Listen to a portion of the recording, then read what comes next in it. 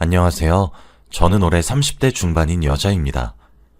저는 어렸을 때부터 최악의 가정환경에서 자라왔어요. 어머니는 저를 낳자마자 돌아가셨고 아버지와 단둘이서 살았죠. 아버지는 저보고 제가 어머니를 죽였다며 화풀이를 하셨습니다. 손찌검이나 막말을 하는 건 기본이었죠. 저는 어렸을 때부터 이렇게 살아와서 다른 집 가족들도 다 이렇게 사는 줄 알았습니다. 친구가 없었을 때에는 다른 집도 이렇게 사는데 나만 힘든 게 아닌 거라고 생각했죠. 저는 소심한 성격 탓에 중학생 때까지 친구가 없었어요. 저희 동네는 크기가 작았고 이웃끼리도 서로 친했음에도 불구하고 사람들은 아버지의 실체를 몰랐어요. 왜냐하면 밖에서는 태도가 180도 변화하셨거든요. 딸한테 친절하고 다정한 아버지의 이미지였습니다. 아버지가 밖에서 웃으면서 사람들한테 친절하게 행동하는 모습을 보면 온몸에 소름이 끼쳤고 역겨웠습니다. 저는 당연히 사람들한테 도움을 청할 수도 없었죠. 사람들은 저희 아버지를 굉장히 좋아했거든요. 하다못해 이웃집 아주머니들한테 인기가 아주 많았습니다. 아휴, 우리 남편이 806호 아저씨 반만이라도 닮았으면 좋겠네 라고 하실 정도로요. 정말 하루하루 악착같이 버텼습니다. 얼른 학교를 졸업하고 이 집구석에서 도망쳐야겠다고 다짐했죠. 그런데 어느 날 한 친구가 저에게 다가와 주었어요. 저는 항상 땅만 보고 걷고 옷도 매일 똑같은 거에다가 어딘가 그림자가 진 것처럼 축 처져 있었습니다. 당연히 어두워 보이는 저에게 다가오는 사람은 아무도 없었죠. 그런데 한 여자아이가 다가왔어요. 그 친구는 저희 반 친구였는데 먼저 저에게 같이 놀자고 하더라고요. 그때 제가 초등학교 5학년 때였을 겁니다. 한창 학교에 공기놀이가 유행이었어요. 그래서 학교 친구들이 매일 쉬는 시간대마다 공기놀이를 하고 있으면 저는 혼자서 책상에 앉아 멍하니 쉬는 시간이 끝나기를 기다려야 했죠. 솔직히 저도 공기놀이를 하고 싶었는데 제가 낄 수 없었습니다. 그런데 그 친구가 먼저 저에게 다가와서 공기놀이를 하자고 하는 거예요. 저는 너무 기쁜 마음에 좋다고 했고 그 친구와 그날부터 친해졌습니다. 그 친구의 이름은 민영이었는데 민영이는 얼굴도 예쁘고 성격도 좋아서 친구들한테 인기가 많았어요. 이렇게 인기 많은 친구가 저보고 놀자고 하니까 그때 당시는 너무 기분이 좋았죠. 그렇게 몇 주 동안 민영이와 단짝으로 지냈습니다. 밥도 같이 먹고 등하교도 같이 하고 말이죠. 민영이는 같이 지내면 지낼수록 정말 재밌고 성격이 좋은 친구였어요. 정말 행복했고 마음도 잘 맞는 친구여서 오래오래 친구를 하고 싶었죠. 어느 날은 학교를 마치고 민영이 집으로 가서 놀고 민영이 부모님과 함께 저녁밥을 먹었습니다. 그런데 처음 느껴보는 포근하고 밝은 분위기에 저도 모르게 밥을 먹으면서 눈물이 흘렀습니다. 제가 갑자기 울어버리니까 민영이 부모님이 당황하시더라고요. 어머, 혜진아. 미안해. 혹시 밥이 입에 맞지 않니? 아니요, 아니에요. 너무 맛있어서 그래요. 저는 지금이라도 당장 집에서 나와 민영이 집에서 살고 싶었습니다. 그 자리에서 밥을 2공기나 먹고 집으로 돌아갔죠. 역시나 제가 집에 늦게 들어가서 그런지 아버지께서 화가 잔뜩 나셨더라고요. 그리고 그날따라 회사 일도 잘 안 됐는지 화가 더 많이 나신 것 같았습니다. 아버지는 직장을 다니시지 않고 매일 아침마다 일자리 센터로 가셔서 공사장에서 일용직을 하세요. 그런데 그날 하필 일이 구해지지 않아 출근을 못 하셨죠. 엎친 데 덮친 격으로 화가 나신 아버지는 역시나 저한테 화풀이를 하기 시작하셨습니다. 저는 아버지가 방에서 청테이프를 가지러 가셨을 때가 세상에서 가장 무서워요. 몇십 년이 지난 아직까지도 청테이프는 쳐다도 보지 못합니다. 아무튼 그날도 그렇게 끝이 났어요. 저에게는 그런 날이 일상이었기 때문에 많이 슬프진 않았습니다. 다음날 학교를 가서 여느 때와 다름없이 학교에서 노는데 민영이가 저한테 그러더라고요. 어제는 자기 집에서 놀았으니 오늘은 저희 집에서 놀자고 말이에요. 사실 저와 아버지 빼고 다른 사람을 한 번도 집에 들인 적이 없습니다. 저희 집은 민영이 집과 다르게 어둡고 삭막해서 민영이가 혹시라도 싫어하면 어떡할까 고민됐어요. 제가 이렇게 고민하고 있으니 민영이가 제발 가자고 매달리더군요. 학교를 마치고 집에 가면 아버지가 계시지 않으니 아버지와 마주칠 일도 없었고 아버지가 퇴근하기 전에 민영이를 보내면 되겠다는 생각으로 그러자고 했어요. 저도 친구를 저희 집에 불러서 같이 놀면 민영이와 더 친해질 수 있다는 생각에 승낙했던 것 같습니다. 학교를 마치고 민영이와 함께 저희 집으로 갔어요. 당연히 아버지는 출근을 하시고 집에 안 계실 줄 알았습니다. 그런데 현관문을 열었더니 신발장에 아버지 신발이 놓여 있었어요. 저는 너무 놀라서 집으로 들어오려는 민영이를 밀어내려고 했습니다. 그런데 현관문을 연 소리를 들은 아버지가 방에서 나오셨고 민영이와 저를 보았어요. 아버지의 표정은 갑자기 나빠졌습니다. 저는 그때 직감했어요. 무언가 잘못되었다고요. 저는 민영이한테 다음에 놀러오라고, 미안하다고, 내일 학교에서 보자고 하면서 냅다 밀어버렸고 현관문을 닫아버렸어요. 민영이는 영문도 모른 채 쫓겨났습니다. 집에는 저와 아버지 단둘이 있었죠. 그런데 아버지가 저한테 혜진아, 집에 친구를 데리고 오면 아빠 허락을 받아야지. 내가 너 그렇게 가르쳤니? 라고 하셨습니다. 저는 다음날 학교로 갔어요. 그런데 민영이가 어제와 달랐습니다. 저를 피하는 느낌이 들었거든요. 제가 공기놀이를 하자고 해도 바쁘다고 저를 피했고 제 근처에는 오지도 않았습니다. 저는 이유를 알 수 없었어요. 어제까지만 해도 친했던 민영이가 갑자기 왜 저를 피하는지 말이죠. 그런데 며칠 뒤 학교에 소문이 돌았습니다. 제가 민영이를 때렸고 민영이한테 친구하지 말자고 했다고 말이죠. 이 소문은 민영이가 냈습니다. 저는 반박을 할 수도 없었어요. 이미 친구들은 민영이 말만 철석같이 믿었거든요. 아마 제가 민영이한테 갑자기 나가라고 밀고 언성을 높여서 민영이가 그렇게 받아들인 것 같아요. 그때 저는 너무 어렸기에 제가 잘못한 줄 알았어요. 그래서 민영이한테 찾아가서 사과했습니다. 그럴 의도는 아니었다고 말이죠. 그런데 민영이가 저한테 묻더군요. 그럼 그때 왜 날 집에 못 들어가게 했는데? 라고 말이죠. 저는 아무 말도 할 수 없었습니다. 차마 제 입으로 우리 아빠가 널 때릴 것 같아서 라고 할 수 없었어요. 그래서 혼자 땅바닥만 보고 있었습니다. 아무 말 하지 않는 저를 보고 민영이는 아직 반성의 기미가 보이지 않는다며 용서해주지 않겠다고 했죠. 저는 그렇게 다시 혼자가 되었습니다. 사실 생각해보면 원래 혼자였는데 잠깐 꿈을 꾼 것 같아요. 이렇게 혼자 남겨진 게 원래 저인데 말이죠. 그렇게 초등학교를 졸업하고 중학교는 일부러 먼 곳으로 갔어요. 초등학교 친구들도 없고 집이랑도 멀어서 늦게 집에 도착하게 말이죠. 거기서도 저는 여전히 혼자였고 공부만 했었기에 고등학교도 좋은 곳으로 갈 수 있었어요. 고등학교는 다른 지역으로 가고 싶었지만 아버지가 절대 안 된다고 하셔서 어쩔 수 없이 저희 동네에 있는 고등학교로 진학했습니다. 제가 고등학생이 되니까 돈을 벌 수 있게 되었어요. 언젠간 이곳에서 벗어날 것을 대비해서 악착같이 아르바이트를 했습니다. 주말에도 하고 평일에도 하고 말이죠. 그렇게 아버지 몰래 통장에 점점 돈이 쌓이고 있었습니다. 아버지도 밖에서 친구들과 놀러 다니신다고 정신이 없었거든요. 제가 평일에 학교를 마치고 아르바이트를 갔다가 그날 가게에 손님이 많아서 늦게 마친 날이 있었습니다. 그래서 집에도 늦게 들어왔죠. 혹시나 혼날까봐 조심스럽게 들어갔는데 아버지 방에서 전화 소리가 들리더라고요.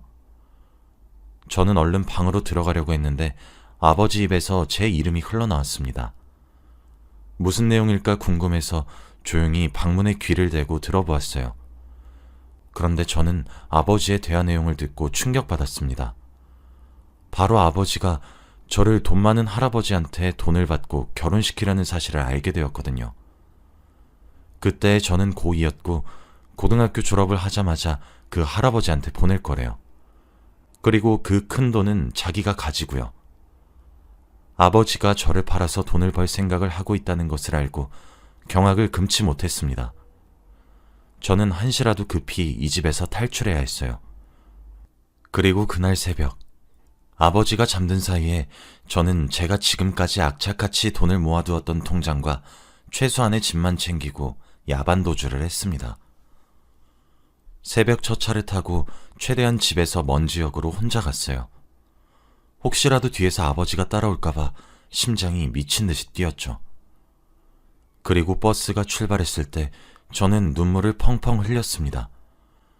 도대체 제가 왜 이런 인생을 살아야 하는지 한탄하면서 말이죠. 그렇게 저는 고2 때 집을 떠나 혼자서 살게 되었습니다. 저는 휴대폰도 없었고 아무것도 없었어요. 혹시라도 아버지가 찾을까봐 사람이 최대한 없는 깊숙한 곳으로 들어가서 살았습니다. 버스도 하루에 5대밖에 다니지 않는 시골이요. 저는 거기서 정말 악착같이 살았습니다. 돈이 되는 일이라면 다 했어요.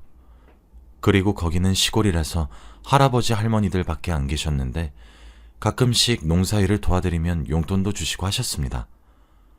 그렇게 저는 성인이 되었어요. 이제 정말로 아버지와의 인연은 끝이라고 생각했죠. 혼자 사는 게 너무 행복하고 즐거웠습니다. 비록 고등학교 졸업장은 얻지 못했지만 너무 행복했습니다. 그리고 저는 거기서 일자리를 구했어요. 버스를 타고 시내로 나가서 직장을 구했죠. 유명하고 좋은 회사는 아니었지만 중졸이었던 저를 받아준 것만으로 너무 감사했어요. 그리고 거기서 열심히 일을 하고 돈도 벌고 그랬습니다. 동네 어르신들이 다들 저한테 기특하다고 말해주셨어요. 그리고 저를 정말 손녀처럼 대해주셔서 저도 너무 행복했고요. 솔직히 그 동네가 정이 너무 많아서 반찬거리들을 다 저한테 주세요. 자기 자식들은 부모 보러 오지도 않는다며 자기 자식들보다 제가 더 낫다고 하면서요. 그래서 밥 걱정도 없었죠. 제가 거기서 막내였고 어른들의 사랑을 많이 받았습니다. 그리고 그곳에서 생애 첫 남자를 만나게 되었죠. 다들 저보고 자식이 조금만 어렸으면 저를 며느리 삼았을 거라고 입이 닳도록 말씀하셨어요. 그런데 그 동네는 워낙 어르신들이 많아서 제 또래 사람들을 볼 수가 없었죠. 근데 어느 날 이장님의 아들분을 보는데 저와 나이 또래가 비슷해 보이더라고요. 무엇보다 너무 잘생겼습니다. 솔직히 저는 회사 사람들이랑 마을 어르신들밖에 볼 사람이 없으니까 그런 미남을 보고 얼굴이 새빨개졌어요. 그리고 마을 사람들도 저의 모습을 보고 눈치를 챘죠. 이장님과 저도 친한 사이였기 때문에 저한테 둘이 친해져 보라고 하시더라고요. 그분은 원래 이 동네에 살지 않고 시내에서 사는데 휴가철이라서 잠시 본가에 놀러 왔다고 했습니다. 제가 여기서 혼자 산다고 하니까 많이 놀라긴 하더라고요. 그리고 어디서 일을 하냐고 물어보니 신기하게도 제가 다니는 회사 바로 앞 건물인 겁니다. 그렇게 저와 그 사람은 급속도로 친해졌고 그분의 휴가철 기간 동안 저희는 매일 만나서 놀았죠. 같이 동네 슈퍼에 가서 아이스크림도 먹고 동네에 하나밖에 없는 맥주집에 가서 맥주도 먹으면서 말이죠. 처음 본 사이임에도 불구하고 대화도 잘 통했습니다. 그렇게 일주일간 놀았죠. 이제 그분의 휴가가 끝나서 집으로 돌아가야 하는 날이 왔습니다. 저는 배웅을 해주기 위해서 이장님 집 앞으로 아침 일찍 갔어요. 그런데 그분이 저한테 종이 한 장을 주시더라고요. 바로 자신의 전화번호였습니다. 그러면서 꼭 연락하라고 또 보고 싶다고 했죠. 이장님도 자신의 아들이 이렇게 행동하는 건 처음 본다며 저와 그분의 사이를 축하해 주었습니다. 저는 집으로 재빠르게 돌아가 연락을 해서 약속을 잡았어요. 그리고 제 회사 앞에서 일을 하고 계시니 점심시간 때마다 점심밥도 같이 먹었죠. 저희의 사이는 점점 발전했습니다. 그렇게 연인 사이가 되었죠. 처음 연애를 해봐서 되게 행복했어요. 남자친구도 여자를 만나본 게 처음이라고 했죠. 저희는 안정적인 직장도 있었고 그때는 만난 지 좀 되었을 때라 결혼을 해야 할 나이가 되었습니다. 저희 둘 다 20대 후반이었거든요. 이장님께서 계속 언제 결혼할 거냐고 독촉하셨고 저보고 며느리라고 부른 지 꽤 오래됐습니다. 저도 당연히 남자친구와 결혼하고 싶었지만 딱 하나 걸리는 게 있었어요. 바로 아버지입니다. 몇십 년 동안 연락이 없다가 결혼을 하게 되면 당연히 만나야 하는데 저는 아버지를 소개시켜드리고 싶지 않았거든요.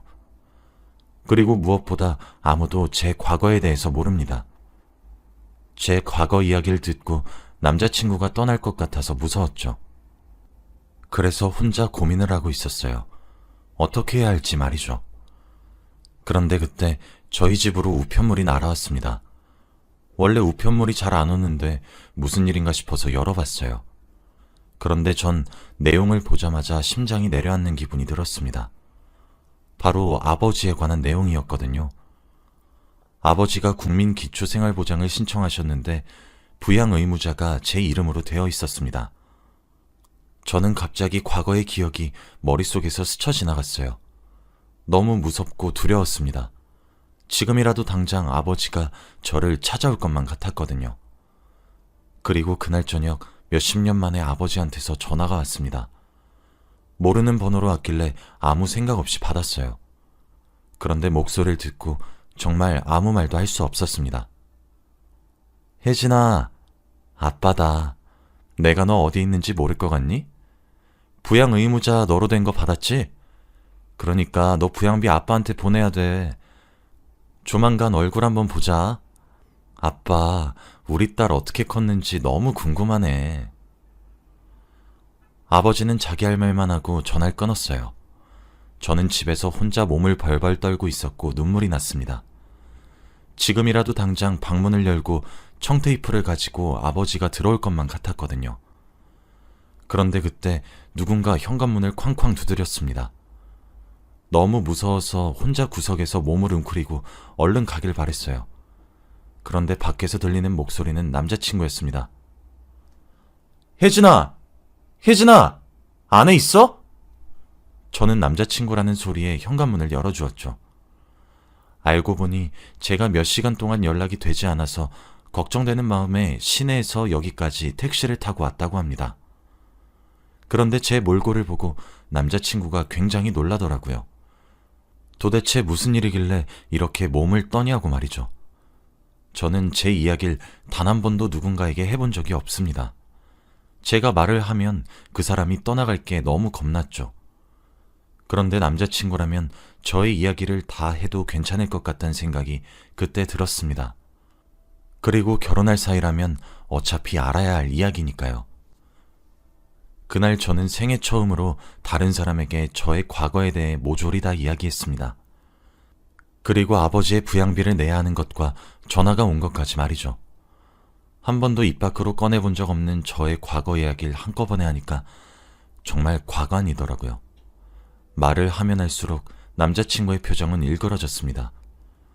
그렇게 몇십 분 동안 저의 인생 이야기를 다 말했어요. 전 이제 남자친구와 헤어질 줄 알았습니다. 저 같은 사람이랑 결혼 못하겠다고 할 줄 알았죠. 그런데 남자친구의 반응은 의외였습니다. 저를 꼭 안아주면서 위로를 해주었거든요. 그리고 남자친구는 울고 있었습니다.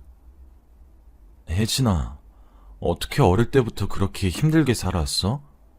미안해. 내가 먼저 몰라봐서 정말 미안해. 그동안 정말 힘들었겠다. 이제 나만 믿어. 내가 너 평생 책임질게. 나한테 기대해. 저는 남자친구의 말을 듣고 정말 펑펑 울었어요. 제가 평소에 듣고 싶던 말들을 다 말해주었거든요. 단 한 명도 저한테 위로를 해준 적이 없습니다. 그리고 남자친구는 저에게 우리 이제 아픈 거 같이 헤쳐나가자. 그러니까 우리 결혼해 당장. 이라고 했죠. 저는 좋다고 나도 결혼하고 싶다고 말했습니다. 그러면서 남자친구는 부양기피 사유서를 제출하라고 하더라고요. 그러면 아버지를 부양하지 않아도 된다고 하면서요. 저보다 이 일에 관심을 많이 가져주는 남자친구한테 너무 고마웠습니다. 그리고 며칠 뒤에 이장님 댁으로 갔어요. 정말 물사대기 맞을 각오하고 갔습니다. 제 과거를 알게 된다면 결혼은 무조건 반대할 거라 생각했거든요. 남자친구의 부모님은 저를 보자마자 이제야 인사를 드리러 왔냐며 좋아하셨습니다. 그리고 식사를 하다가 제가 말씀드렸어요. 저의 아버지에 대한 이야기를 말이죠. 저는 말을 하는 내내 고개를 들 수 없었습니다. 항상 저를 환하게 웃으면서 봐주시던 이장님의 얼굴이 일그러져 있을 것 같았거든요. 그렇게 긴 저의 이야기가 끝나도 저는 고개를 들지 못했습니다. 그렇게 한 몇 분 동안 침묵이 흐른 것 같아요. 그런데 남자친구 부모님께서 하신 첫 말씀을 듣고 저는 놀라고 말았습니다. 혜진아, 그걸 왜 이제야 말했니? 넌 우리 딸이니까 너의 모든 일들은 우리 집에서 해결하셨구나. 우리가 너 도와줄 테니 이제는 마음고생하지 말고 편히 살자. 그리고 남자친구 어머님께서 눈물을 뚝뚝 흘리시면서 그동안 마음고생이 얼마나 많았겠니? 그 어린 나이에. 라고 하셨죠. 저는 정말 좋은 분들을 만난 것 같습니다. 이런 답변을 하실 거라고 상상도 못했는데 어떻게 이럴 수 있죠? 저는 시부모님과 남자친구 덕분에 아버지를 떨쳐낼 수 있을 것 같았습니다. 그리고 얼마 후 아버지께서 저를 찾아오셨어요. 연락도 없이 저희 집으로 말이죠. 그런데 마침 그곳에 시부모님과 남자친구까지 다 계셨어요. 저희 아버지를 보고 다들 눈살을 찌푸리셨죠. 아버지는 행복하게 살고 있는 저를 보고 많이 놀란 눈치더라고요. 그리고 제가 부럽지 않다는 듯이 갑자기 자기 이야기를 시작했습니다. 자기는 지금 아내가 있대요. 그런데 사기 결혼이라고 했습니다. 마치 그게 자신의 자랑이라는 듯이 말하셨죠. 자신이 아직 여자들한테 인기가 많다는 듯이 말하셨습니다. 들어보니 상대 여자의 아이가 어렸을 때 결혼을 해서 그 아이는 아버지가 자신이 친아빠인 줄 안대요. 그리고 아버지는 그 여자한테 자신은 임신을 시키지 못하는 병이 있어서 결혼도 한 적 없고 아이도 없다며 거짓말을 했다고 합니다. 아이는 지금 초등학교 저학년이라면서요. 그러면서 나도 너처럼 가정이 있다고 했죠. 아버지의 이야기를 듣고 너무 놀랐습니다. 그러면서 저한테 부양기피 사유서를 파기하래요. 부양비 내라면서요. 자식이라면 무조건 해야 하는 도리래요. 어떻게 그렇게 당당할 수 있나요? 어릴 때부터 부모 노릇을 단 한 번도 해준 적이 없으면서 어떻게 자식일 수 있습니까? 저는 아버지와 있었던 모든 날들이 다 하나같이 최악이었는데 말이죠. 몇십 년이 지난 지금까지도 저는 청테이프 근처도 가지 못합니다. 무엇보다도 고등학생 때부터 저는 이 시골에 혼자 악착같이 살아왔고요. 거의 한평생 아버지는 저에게 없는 존재나 마찬가지였습니다. 그런데 이제 와서 자신의 부양비를 내라뇨? 그것도 사기 결혼으로 가정을 꾸린 사람한테요? 자신과 결혼한 여자와 자신을 친아빠로 아는 아들한테는 저의 존재를 설명하지도 않았으면서 말이죠. 딱 봐도 아버지가 저를 다시 찾아온 이유가 바로 돈 때문인 것을 알았습니다. 하지만 저는 그 순간에도 아버지가 여전히 무서웠고 잊은 줄만 알았던 과거의 기억이 스멀스멀 떠올라서 아버지의 눈도 쳐다볼 수 없었어요. 그런데 제가 이렇게 겁을 먹고 있을 때 남자친구와 남자친구 부모님이 아버지를 내쫓았습니다. 어디 감히 부모 도리도 못한 것이 자식 도리를 받길 바래? 그리고 지금 사기 결혼을 하면서 딸 정체도 안 밝힌 양반이 여기가 어디라고 찾아? 당장 썩 나가!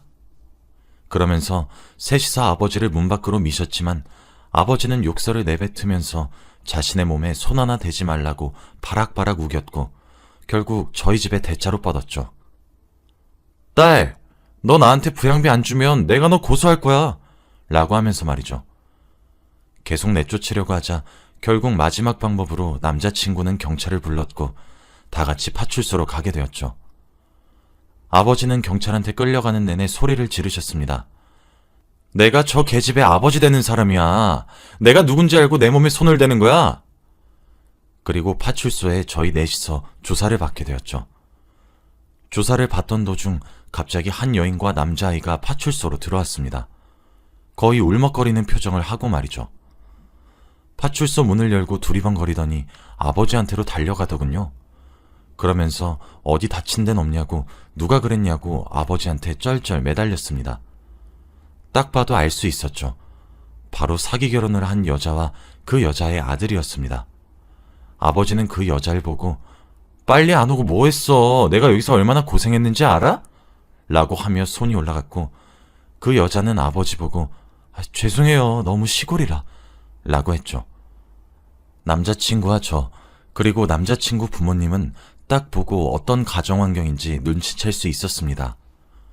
저는 그 여자가 너무 불쌍했고 아버지에 대해 아무것도 모르는 게 안타까워서 솔직하게 모든 것을 다 말하기로 결심했습니다.